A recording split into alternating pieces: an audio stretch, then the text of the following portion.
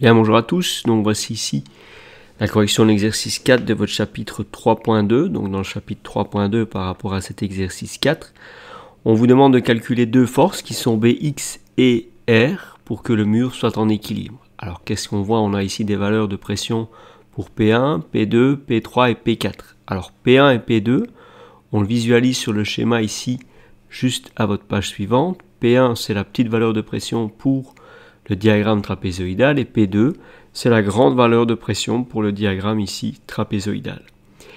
La valeur de P3 ici, comme vous le voyez, c'est la pression maximale pour le diagramme ici triangulaire. Et P4, c'est la valeur de la pression constante pour le diagramme ici rectangulaire. Alors on retrouve les deux forces qu'on a calculées ici, Bx et la valeur ici inclinée de R. On nous parle ici donc qu'il y a des codes qui sont fournis en centimètres, donc on devra les transformer en mètres, et les valeurs de la force présente, c'est le tirant d'ancrage ici, qui vaut 11 kN. Ce 11 kN, c'est ce que vous voyez ici, c'est la lettre T pour tirant, et il est incliné, ce tirant, de 9 degrés par rapport à l'horizontale. On sait que le mur qui est assuré ici a un poids volumique qu'on me donne de 20 kN par mètre cube, et on me donne un système d'axes XY qui doit être représenté par l'origine du point O. Donc on voit l'origine du point O ici, et on sous-entend que X, l'axe horizontal part ici vers la droite, et l'axe Y monte ici vers le haut.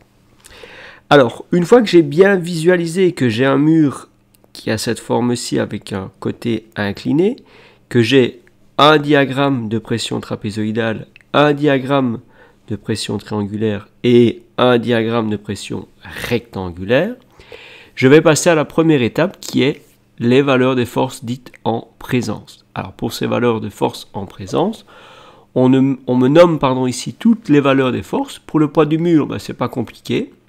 Je vais calculer la surface ici de ce mur et je vais multiplier la surface de ce mur par le poids volumique qu'on me donne ici de 20 kN par mètre cube.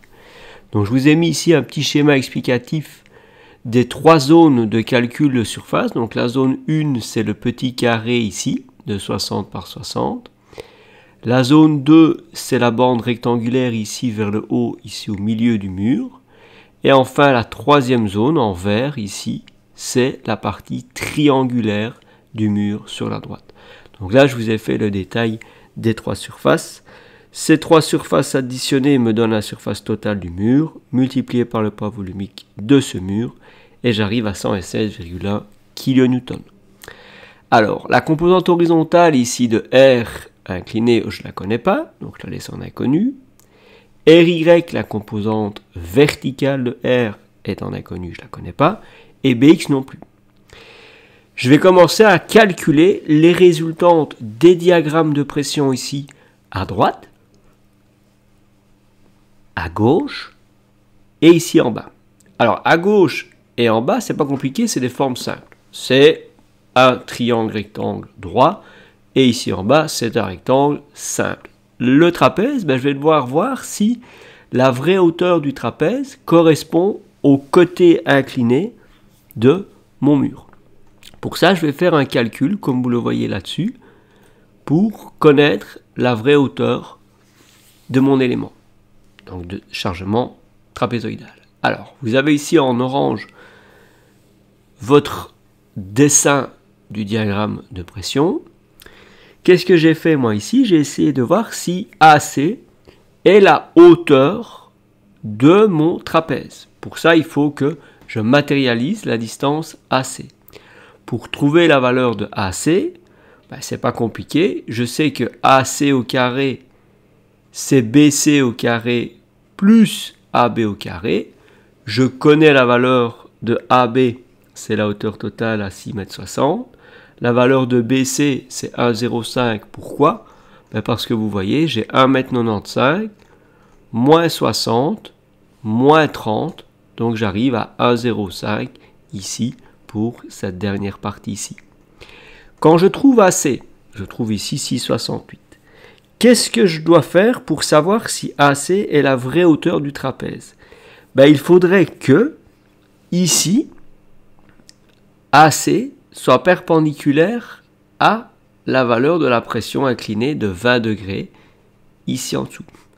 Donc il faudrait qu'on ait la même inclinaison ici de l'angle A à 20 degrés. Si j'ai 20 degrés ici et j'ai 20 degrés là, ben je sais que AC est perpendiculaire à ma pression inférieure de mon trapèze.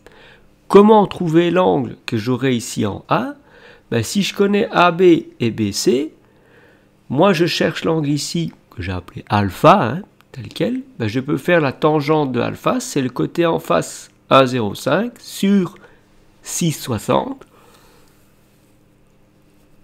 et je tombe à la valeur de alpha à 9 degrés. Donc, je vois ici que cet angle alpha a une valeur différente de l'angle d'inclinaison ici à 20 degrés. Donc, ça veut dire que AC n'est pas perpendiculaire à ma base. Donc, AC n'est pas la vraie hauteur de mon trapèze. Quelle est la vraie hauteur du trapèze? Ben, vous voyez que c'est la distance ici en rouge que j'ai appelée H. Comment trouver la valeur de cette longueur H, la vraie hauteur du trapèze? Ben, il suffit simplement de se dire, dans le triangle ABC, je sais qu'ici au-dessus j'ai un angle de 9 degrés. Si ici en bas j'ai un angle de 90, ben là, je vais avoir 180 moins 90 moins 9, ça va me donner C à 81 degrés. En connaissant 81 degrés pour cet angle-ci, en connaissant les 20 degrés là, si je sais que l'angle total à plat fait 180 degrés, ben je vais me dire 180 degrés moins les 81 moins les 20 me donnera l'angle ouvert ici à l'intérieur qui vaut 79 degrés. Ça va? Et donc ce que je vais faire maintenant, je vais travailler avec le triangle ACD, où je connais la longueur AC à 6,68 et je connais l'angle ici, C, qui vaut 79 degrés. Donc si je me dis que le sinus de 79 degrés dans le triangle rectangle ACD, ben je vais faire le sinus de 79 degrés, c'est le côté opposé à l'angle, c'est-à-dire la distance H qui vaut AD, sur l'hypoténuse du triangle. Quelle est l'hypoténuse du triangle? C'est AC, puisque c'est le côté qui est en face de l'angle droit D. Avec ça, je trouve la vraie hauteur de 6,56 mètres pour mon trapèze. Donc dans ce cas-là, je sais que la résultante P1 qui passe par le centre de gravité du trapèze sur la distance H, ben je vais simplement faire grande base, 36, plus 17, petite base, fois la vraie hauteur, 6,56 mètres, divisé par 2. Ça me donnera la résultante de mon trapèze. Alors, il faut bien faire attention ici que comme votre résultante ici, je vais l'appeler P1, ben, elle suit l'inclinaison, je vais le faire à l'horizontale ici comme ça, votre résultante P1, elle suit l'inclinaison à 20 degrés ici, donc forcément, ce qui dit force inclinée dans un système de force en équilibre, dit que on doit calculer les composantes, ben dans ce cas-là, horizontales P1x, et on doit calculer de la même manière les composantes verticales P1y. Ça va? Comment est-ce que je vais faire pour trouver P1x? Ben pour trouver P1x, vous le voyez de manière assez simple. Pour trouver P1x à 163,36 kN, je fais la valeur de P1 dans mon triangle finalement rectangle, puisque j'ai un triangle rectangle moi ici, où je sais que là-bas, je vais avoir un angle droit, là-bas aussi. Donc, en connaissant ceci, je peux facilement y arriver. Donc avec ça, vous le voyez ici, que donc P1x, c'est bien la composante horizontale dans le triangle rectangle ici. Et donc, bah, forcément, le P1 fois le cos de 20 degrés me donnera cette composante horizontale. Pour P1Y, bah, c'est le côté, ici on va dire vertical du triangle. Donc on a ici la capacité à avoir juste P1 fois le sinus de 20 degrés. Et on a la composante ici verticale pour P1Y à 59,46. Ça va? Donc ça c'est pour vous montrer comment j'ai trouvé au départ de P1 les valeurs des composantes P1X et P1Y, qui sont bien évidemment obligatoires, puisque quand on a une force inclinée dans un système de force en équilibre, on doit faire apparaître les forces dans le sens des X et dans le sens des Y, ce qui est le cas ici avec ces deux valeurs. Ça va? Alors moi, ce que je vais faire ici maintenant, pardon, pour ce qui est de la résultante du triangle ici, qu'est-ce que je vais faire? Je vais simplement mettre en place la surface du triangle de pression triangulaire. C'est un triangle droit, où j'ai ici donc une pression maximale en pied du triangle à 12 kN par mètre carré, avec une hauteur de 6 mètres. Donc la base, c'est les 12 kN par mètre carré. La hauteur, c'est les 6 mètres. Donc base fois hauteur sur 2, et j'arrive à 36 kN d'effort maximal dû au diagramme de pression triangulaire. Pour ce qui est de notre P rectangle de la force 7, c'est la résultante du diagramme rectangulaire sous notre mur. Et là, on voit que c'est la surface du rectangle, donc c'est longueur fois largeur. La longueur, ce serait 1,95 m, la largeur, ce serait la valeur de notre pression, ici à 8 kN par mètre carré. Donc, après, il me reste ici, comme vous le voyez, mon tirant d'ancrage qui valait 11 kN en force concentrée. Il est incliné de 9 degrés, donc je vais toujours avoir Tx, Ty, qui sont exactement le même concept que je vous expliquais tout à l'heure. C'est les composantes horizontales et verticales de la force, en les projetant ici horizontalement, donc on va le multiplier par l'angle d'inclinaison de 9 degrés, les 11 kN, et là on le multipliera par les 9 degrés, mais en sinus, pour la composante verticale à Ty. Ça va? Donc j'ai fait ma première étape, j'ai calculé toutes les valeurs des forces concentrées. J'en ai déduit donc avec ça comment elles pouvaient s'appliquer sur le mur. Maintenant je dois poser la deuxième question, de savoir où elles s'appliquent par rapport au point O. Donc, trouver le bras de levier de ces forces. Alors pour le bras de levier, la force 1, je rappelle, la force 1 c'était notre mur. Ça va? Donc ce que j'ai fait, j'ai calculé le centre de gravité en X au départ du point O pour les trois petites formes que vous avez ici, 1, 2 et 3. Là c'est à la moitié des 60 cm. Pour le 2, c'est 60 cm plus la moitié des 30, donc c'est à 75 cm. Et pour le 3, c'est 60 plus 30 cm plus 1 tiers des 1,05 m et toujours en partant de l'angle droit, donc à 1 tiers de 1,05 m. Donc à ces coordonnées 0,30, 0,75 et 1,25, je les ai multipliées par les surfaces des trois corps. Donc ça, c'est la surface du petit rectangle, ça c'est la surface, le petit carré, pardon. Ceci c'est la surface du grand rectangle, et ça c'est la surface du triangle. Donc si je vous le mets ici avec le schéma, vous voyez que si je redessine votre mur comme ceci, voilà,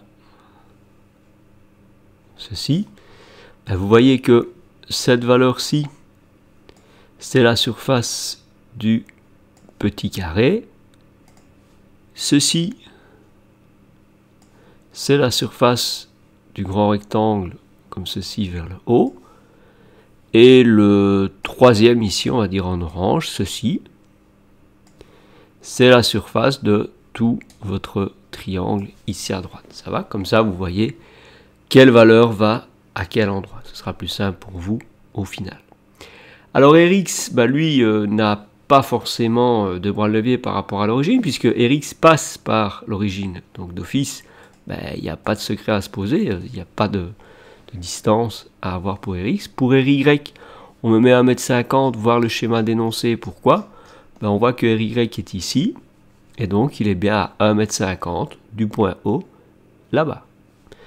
On va avoir ici le bras levé de la force 4. La force 4, c'est quoi ici? C'est la valeur de Bx. Il suffit d'aller voir sur l'énoncé qu'on est à 6,60 m. Pour le bras levé de la force 5, 2,89 pour Px et 1,47 pour Py. Je vous ai mis le schéma explicatif ici en dessous. Pour le bras levé de la force 6, c'est le bras levier pour la résultante du diagramme triangulaire. Donc là, qu'est-ce qu'on fait? On va aller chercher le tiers de la hauteur où s'applique le triangle de pression, donc c'est 6 mètres. Et je vais lui rajouter les 60 cm d'épaisseur de semelle. Donc je vais avoir l'épaisseur de la semelle plus un tiers de la hauteur de mon triangle. Pour ce qui est du bras de levier de la force 7, qui est la composante de la force rectangulaire du diagramme de pression rectangulaire, c'est à la moitié de la longueur de mon rectangle de 1,95 m, donc je suis à presque 98 cm. Alors comment trouver ces deux bras de levier ici de 2,89 et 1,47? Regardez, j'ai ici choisi, je vais essayer de zoomer pour voir si j'y arriverai un peu plus, ouais ça devrait aller normalement. Donc ici qu'est-ce que j'ai fait? Je suis parti sur le triangle ABC et le triangle ACD. Dans le triangle ABC, je connais les 9 degrés pour l'angle A, les 81 degrés pour l'angle C. Je connais pour l'angle C, mais dans le triangle ACD, l'angle C vaut 79 degrés. Moi, ce qui m'intéresse ici, c'est de savoir que vaut la distance ici verticale Y pour P1X par rapport au point O, et la distance horizontale X pour P1Y.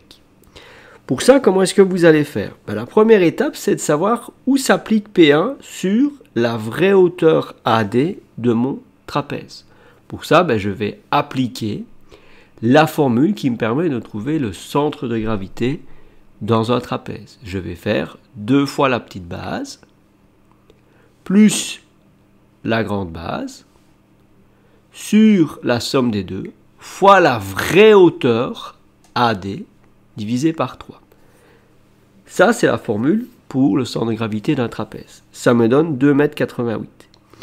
En connaissant ça, qu'est-ce que je me dis? Je me dis que les 2,88 m ici, divisé par AD, ce serait la même chose, pardon, excusez-moi, que la valeur ici, H', que je recherche, que représente H', en fait, c'est la projection en longueur de H, mais sur le mur, puisque la valeur de P1 ne s'applique pas ici, s'applique réellement sur le mur. Donc c'est juste une projection, vous voyez les pointillés, de P1 sur le mur. Dans mon rapport par Thalès, je vais avoir que H' sur AC, c'est la même chose que H, ce que je viens de calculer les 2,88 m, sur AD. Donc si je connais H, je connais AD tel quel, je connais AC, je les calcule au préalable, il ne me manque plus que H'. Donc dans ce cas-là, vous n'avez plus qu'à trouver la valeur de H' à 2,93 m. En quoi ça va vous aider de trouver H'? Regardez dans le petit triangle ici, là-bas, j'ai une petite distance horizontale que je vais appeler L ici en mauve. J'ai un angle à la base de 81 degrés. J'ai ici une distance oblique qui est l'hypoténuse H' que je connais à 2,93 m. Donc moi, je sais trouver la valeur de la distance verticale YP1X en disant que je peux travailler soit par Thalès ou par la trigonométrie, puisqu'on a un triangle rectangle, c'est tout à fait faisable, Mais si je travaille ici pour une fois avec la trigonose, je vais dire que H' sur le grand côté AC que je connais, c'est la même chose que YPAX que je recherche sur la valeur AB. Moi, je l'ai mis ici différemment là, mais c'est la même chose dans le concept. Ça vous donnera d'office, par rapport aux 4 données, il n'y a que celle-là qui est en inconnu, la valeur de YPAX qui est à 2,89 m. Qu'est-ce que je vais faire après avec cette valeur? Je sais que si YPAX, la distance verticale, vaut 2,89 m, si l'hypoténuse H' vaut 2,93 m, je peux trouver la valeur de cette petite distance ici, L, en mauve, par le théorème de Pythagore, où je dis que H' carré, c'est YPAX au carré, plus le petit L au carré. Et donc, j'en découle la valeur de L, en faisant passer ça de l'autre côté en signe moins, et en faisant la racine carrée de la différence entre les deux valeurs de grandeur au carré, et ça me donnera 48 cm. Qu'est-ce que je vais faire avec ces 48 cm? Je vais dire que OC, c'est 1,95, moins la distance L que je viens de trouver, ça me donnera ma distance X que je recherche à 1,47 m. Donc là, vous voyez qu'on a les deux grandeurs qui sont placées là-bas, et qui sont celles que l'on avait tout à l'heure calculées ici. Ça va? Donc, après, ce qui me reste, c'est le bras de levier de TX et TY. TX, c'est les 60 cm d'épaisseur de semelle, plus les 5 mètres à laquelle il s'applique. Et TY, c'est la valeur des 60 cm par rapport au schéma dénoncé. Si je reviens avec vous ici tel quel, par rapport au point O, TY passe ici à 60 cm du point O. D'accord? Et pour ce qui est de TX, c'est 60 cm plus 5 mètres pour TX, et je suis bien à 5,60 m. Ça va? Pour ce qui est ensuite du schéma rendu libre, donc dans le schéma rendu libre, qu'est-ce que j'ai fait? BX, je l'ai représenté, ça va. J'ai représenté ensuite toutes les autres grandeurs, TX, TY, la résultante triangulaire, la résultante rectangulaire, la composante horizontale du chargement trapézoïdal, la verticale, la composante verticale du chargement trapézoïdal, le poids du mur, Rx et Ry. J'ai remis en rose tous les bras de levier, donc c'est ça le schéma rendu libre, c'est qu'il faut à chaque fois mettre toutes les forces et chaque fois leur bras de levier. J'ai juste oublié le bras de levier pour Bx qui est situé ici au-dessus, mais qui reste toujours dans la logique. Alors je fais mes 3 études d'équilibre, donc les forces horizontales qui valent 0. J'ai 36 et 10,86 qui vont vers la droite dans le sens des x, ils sont positifs. J'ai Rx, Bx et 163,36, ils vont tous vers la gauche. Donc Rx, 163 et Bx. Les 3 vont vers la gauche, donc ils sont négatifs. Hors des 5 grandeurs, je n'en connais pas 2, donc je ne sais rien faire avec cette équation. Deuxième étude d'équilibre, la somme des forces verticales qui vaut 0. Les forces qui vont vers le haut dans le sens des Y sont positives. Donc je vais avoir 15,6 RY positif. 59,46 négatif, 116 négatif et 1,72 négatif. De toutes ces 5 grandeurs, je ne connais pas RY. Je peux trouver RY parmi tout ça à 161,68. J'ai une des 2 composantes de R, j'ai déjà RY. Il me manque Rx et il me manque Bx. Donc, pour ça, je vais passer par la 3e étude d'équilibre en calculant la somme des moments. Alors, moi, ce que je fais toujours, et je vous donne ce conseil-là, c'est que chaque force, vous la multipliez par son bras de levier. Après, vous le voyez là-dessus de manière globale, c'est que pour moi, le sens des moments est considéré en positif quand il part vers la droite. Et il est considéré en négatif quand il part vers la gauche. Donc moi là-dessus, Bx tourne dans le sens anti-horlogique. Les 161, c'est la composante horizontale de P trapézoïdal, on va dire PAX. Le 15,6, vous avez ici ceci, donc c'est la résultante rectangulaire qui fait tourner dans le sens antilogique. Vous retombez sur les 163,36, donc les 163,36 pour tout le monde, c'est ceci, clac, et le poids du mur, ici, lui, tourne en positif. Ça va? RY, même chose en négatif, pour la valeur que je viens de trouver ici à 161,68. Les autres grandeurs font tourner en positif, donc j'ai pas de problème, je suis dans le sens horlogique. De toute l'équation, il me reste Vx que je trouve à moins 55,66. Donc je vous rappelle, le moins de la réponse vous a dit que vous devez orienter normalement sur le schéma le sens de Bx dans le sens contraire de celui qu'il est indiqué dans l'énoncé.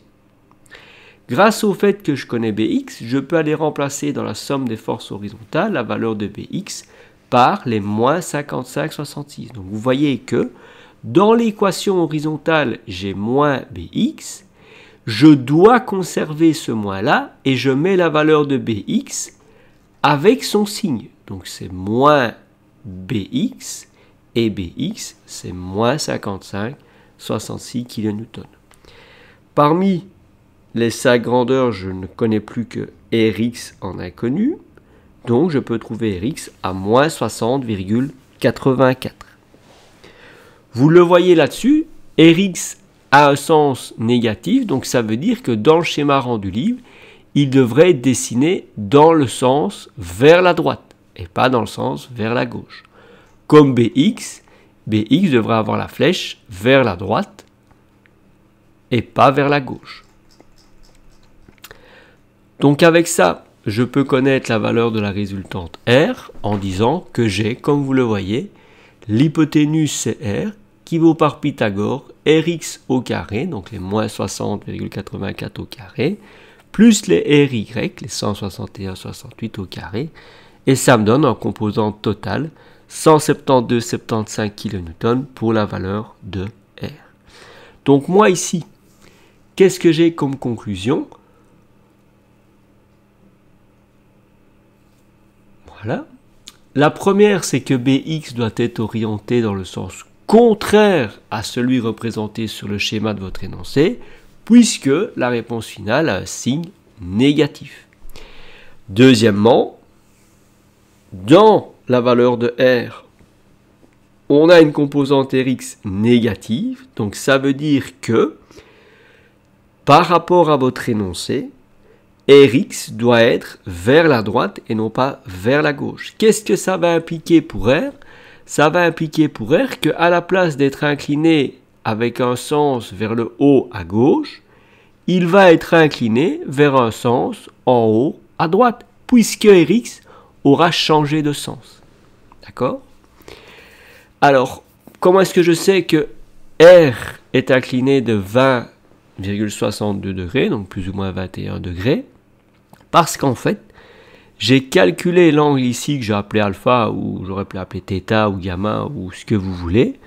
Ben, c'est simplement, pour trouver cette valeur-là, la valeur en fait de la tangente de cet angle, c'est votre côté horizontal Rx à 60,84, divisé par le côté adjacent, la composante verticale à 161,68 pour Ry, et j'arrive à une valeur de l'angle de 20,62 degrés. Ça va? Donc voilà dans cet exercice, qu'est-ce qu'il y avait comme particularité et on va dire complexité dans le détail même du calcul, c'est que vous alliez devoir calculer la valeur de la vraie hauteur ici de votre trapèze là-bas, la valeur AD. Ça c'est la première difficulté.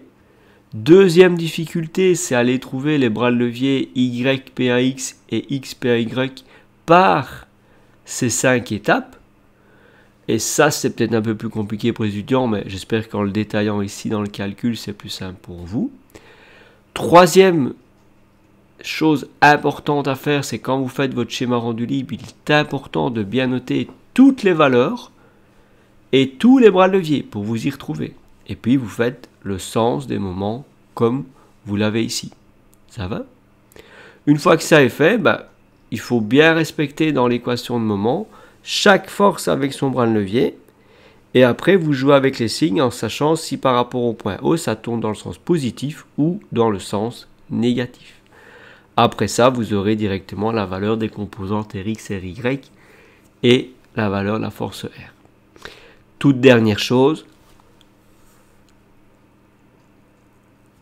n'oubliez pas comme Bx a une réponse, qu'elle s'appelle Bx ou n'importe quelle force en réponse finale, si elle a un signe négatif, ça veut dire que le sens proposé dans l'énoncé doit être modifié et mis en sens opposé, puisque le négatif, c'est juste pour ça. Ça va? Donc voilà, j'espère que cette résolution vous aura permis de visualiser si vous avez les valeurs correctes ou pas. Et je suis disposé à répondre à vos questions en classe ou sur la chaîne si nécessaire, si vous avez une question. Bonne fin de journée.